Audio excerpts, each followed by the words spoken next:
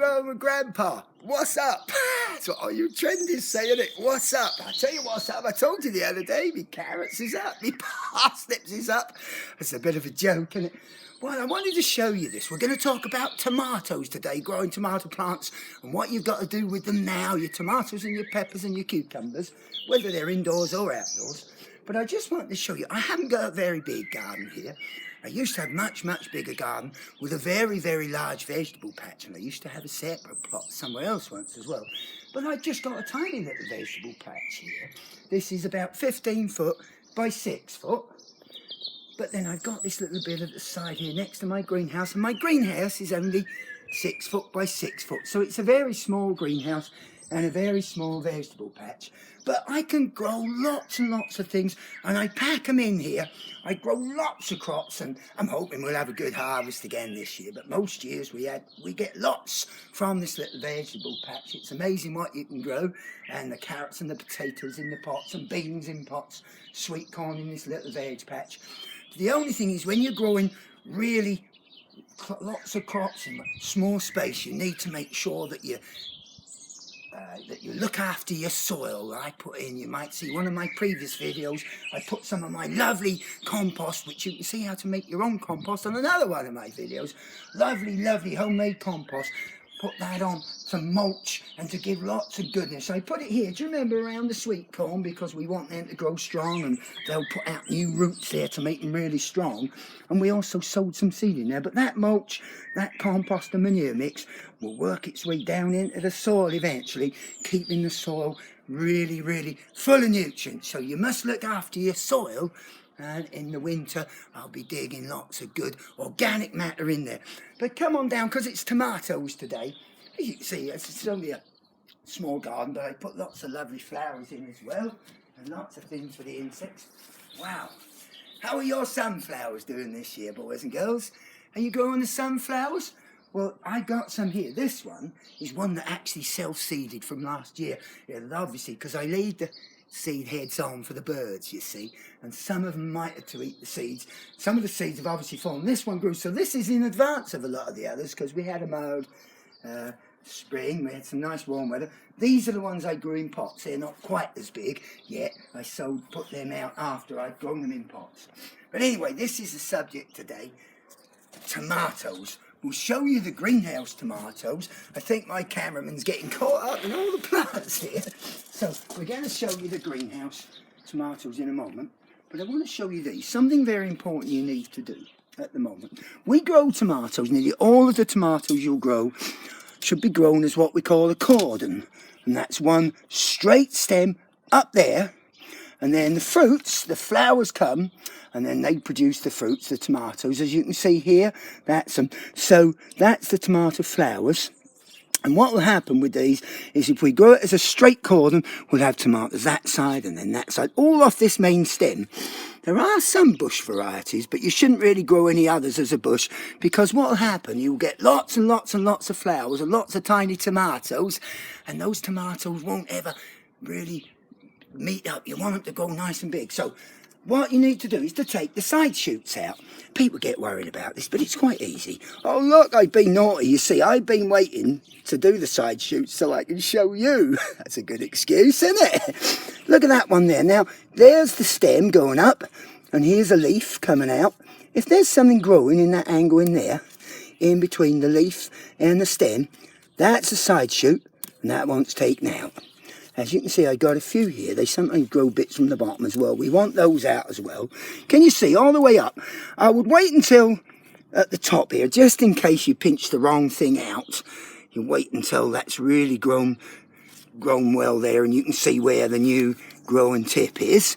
Now, I need to tie these in as well. It's very important to tie them in. I got one here, but these need tying just below where the fruits are going to grow. That's the ideal place. So there we are. We're taking all the side shoots out. There's some more. Look at this one. It's got one growing right at the bottom there. Can you see? And we'll take that one right out. We don't need that. And this will help us grow them as a cordon. And you'll get much nicer, stronger plants, stronger, bigger tomatoes. Sorry, that way. Look, I want to show you before we go to the greenhouse. Do you remember we sowed some? Do you remember one of our earlier videos, we sowed some carrots now. This is far too small to grow them in really, but I just want to show you how quickly they grow on that. So I kept them in here, and I will do, but they're not going to grow to proper size carrots because it's too small a pot. Although these are a small variety, but I'll keep them in there to show you as they go. And I'm going to pull a few of these out, what we call thinning them out, so they have got space and they might grow to tiny little carrots that we can put in our salad. But I thought I'd show you those. So let's go up to the greenhouse. I'll show you about my tomatoes in the greenhouse. Now, I'm quite pleased this morning because yesterday I thought I had a problem. I thought we might have a bit of a disease on our tomatoes, but I think we're all right. But come on through. It does happen, I'm afraid. You do sometimes get diseases, but I'm going to show you how to avoid the most common ones. Here we are in the greenhouse. Now look at this. Look at these cucumbers. Wow, I'm going to put those bits here and I'll put them on the compost heap later. Look at that beautiful, lovely cucumber coming. Can you see that? And he's got a flower on the end. And there's another one here. Now, they look they're going to grow all right. Sometimes you might get a cucumber that'll grow to a certain size and then it'll go brown, shrivel and fall off. But these are going to be all right, I think. Now, this is an indoor cucumber and there'll be the nice long cucumbers like you get in the supermarkets. You can grow an outdoor variety, but they are called a ridge variety and they tend to be smaller. This one is what we call an all-female variety. Now, pollen, you know about pollen? Pollinating. Now, we get female flowers and male flowers on most plants, and the pollen from the male plant flower has to go onto the female flower, so either by wind or by insects transferring it. It's just like in people and other animals, it's the lady plants that they have the fruits, like the ladies have babies. It's the lady plants that have the fruits. But this one is clever people have worked on plants over the years and developed these special varieties. This is called an all-female one. So virtually all of these fruits should be female ones, so they don't need the pollen from a male flower to develop a cucumber. And as you can see, they're growing lovely. We did have a little problem. I started to get yellowing, but I put some magnesium or Epsom salt on that last week. I did show you in one of my videos, sprinkled it on carefully, and that seems to be getting okay now. Now, my tomatoes, we started to get this where the leaves were curling under right at the top here. They were curling under, and I started to wonder that we might have something called curly leaf virus or curly leaf disease.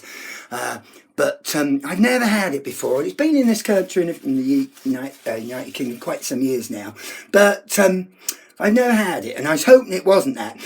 But if it was that, then the plant would have completely stopped growing from where it was upwards. It wouldn't grow anymore.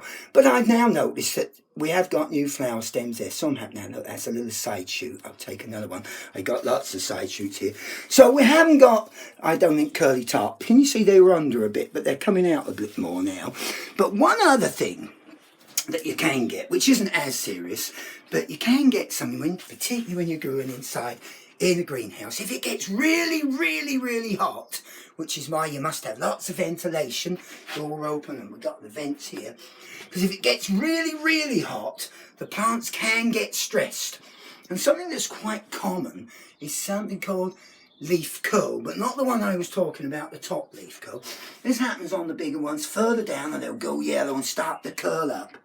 But that's not too serious, but it means the plants are getting stressed. It could be they're getting too hot, or you're letting them dry out too much. You need to keep them watered. But an easy way to do that is something called damping down. All it is we pour some water. It's not a very, very hot day today, but on a really hot day, we pour water on the floor, and then with hot sun will evaporate that, which creates humidity, which is good, because that stops the plants getting too stressed. It also keeps another little pest called red spider mite away, because they like dry, hot conditions. They don't like humidity. So that's just a couple of little tricks for you. But I'm going to show you my peppers. Some are doing better than others, but these are beautiful. These are sweet peppers. We've got mixed ones, so I don't know what I'm going to get from each plant. Can you see the little flower buds there? I don't grow too early. I let them, I don't mind. I don't have to have my crops all really, really early. And usually if you grow them too early, they can get all straggly, so you're better off leaving it a bit later. So there's some pepper flowers there. They will produce the pepper the actual peppers. There's another tomato plant here. So they're all growing in pots in here, so you can grow them in pots easily. What I do, they haven't started to actually open yet, the flowers, but when the flowers start to open, I do always give them a spray. This water's been in here, or yesterday, so the water won't be all cold. And we give it a nice fine spray on the flowers once they start to open. That helps them set fruit. Oh, that won't go off now. There we are. Oh my goodness me. So that's what we does. And but something very, very important that you need to do as well is feeding. I'm going to put this out of the way because I can't stop that spraying at the moment. So, weed has to feed. Once they start setting flowers, you must feed to help the fruits grow. I use this liquid seaweed, but you can use a normal. You can buy these, it's a tomato food. You can buy these, a liquid tomato food. That's good for flowers as well, or any fruit and plant. I use this liquid seaweed, all that, but mainly liquid seaweed on all my flowers, on all these fruit and plants in here. I use it on my sweet corn and on my courgettes or zucchini and my beans. Look at these beans, look, they're growing lovely, aren't they? Can you see? Now, but again, they're not early. I didn't worry too much about being early, but they're growing really nice now. I'm going to have lots of beans on them later on. We'll be able to pick in a few weeks. So, let's put some of this in my watering can. So I've looked at the measurements. You must always never put more in than it says on the can. I know that we need nearly a capful for this, and we'll put that in there. So once your tomato plant starts showing flowers, you must start to feed them. But I always put some fertiliser in with them when I plant them originally anyway. Got to get that a good old stir up. And put it on the plants. Now you can put it on the leaves as well, but I tend to just put it mainly on the soil there, on the compost. Give them a good dose of that. So that's a liquid seaweed, and that's good for your peppers, your tomatoes, your cucumbers, your flowering plants as well, and your ornamental garden. And that's really good. Now look, we've got some marigolds here. Oh, they got a really strong smell, but that's good because that strong smell stops the green fly and other aphids smelling the tomato plants, and it stops them coming and being a pest. So that's why I plant marigolds with the tomatoes so that we can keep the pests like the green fly away. Well, I think we've done everything today. Thanks very much for coming along. What's up? Oh, I like that. What's up? That is so silly, isn't it? Well, I thought I had something up with my tomatoes, but I think we're all right. So, boys and girls, thanks very much for coming along. Don't forget to subscribe to my channel, mums and dads. And if you'd like to, I'm on Facebook and Instagram at Growing with Grandpa on Facebook, or at growing_with_grandpa on Instagram. Please share this with all your friends and come back. We'll have lots of great videos in the coming weeks and months.